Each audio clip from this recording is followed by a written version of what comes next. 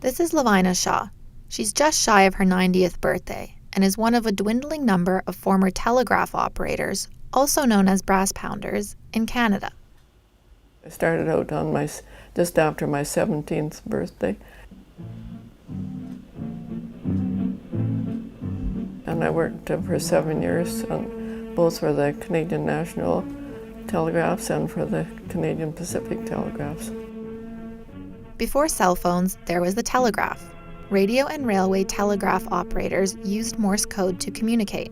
They translated dots and dashes sent over wires into messages. I grew up in the train station in Sifton, Manitoba. In my bedroom, I could hear the telegraph going all the time.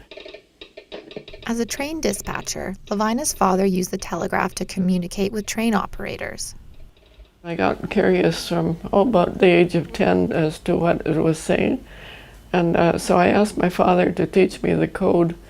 And I gradually learned to understand what was on the coming over the wires.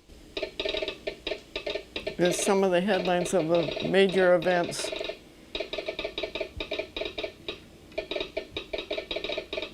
Chicago has been swept by a conflagration. In 1946, Lavina left Sifton and became a commercial telegraph operator. Shortly after, Lavina met her late husband Earl over the wires. My husband was an operator in Melville, Saskatchewan, about 180 miles away. He came into Saskatoon and decided to see this female telegrapher, which females are very rare in the telegraph business. And so he came in and they asked me to go to a baseball game. 3 years later, we got married.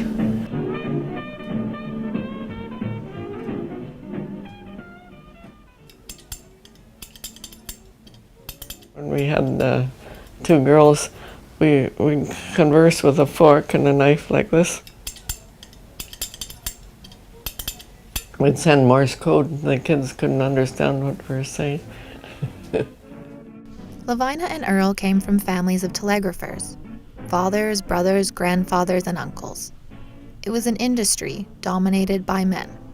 My first job was in Winnipeg, so you can see that there was very few women in the picture.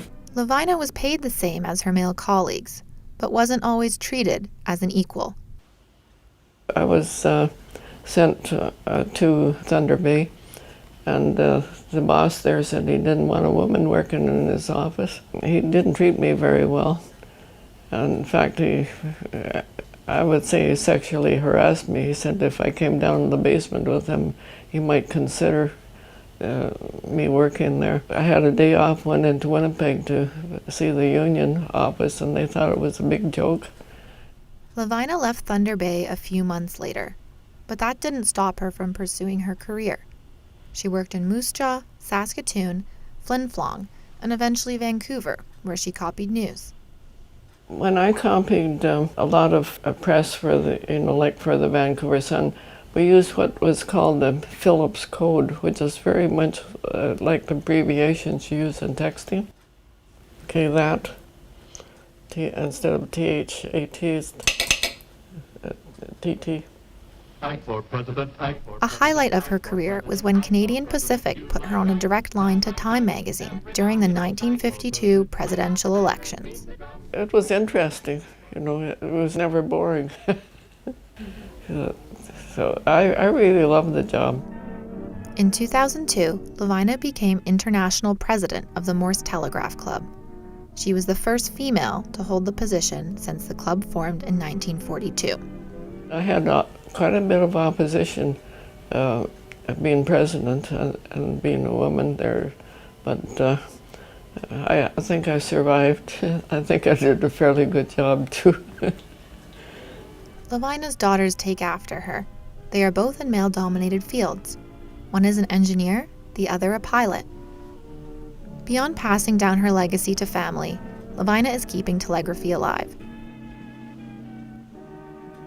She gives local presentations in Port Coquitlam about its history, and she hopes to preserve the first technology that connected Canadians across the country. It should be taught in the history books, and because it really changed the world and changed communication.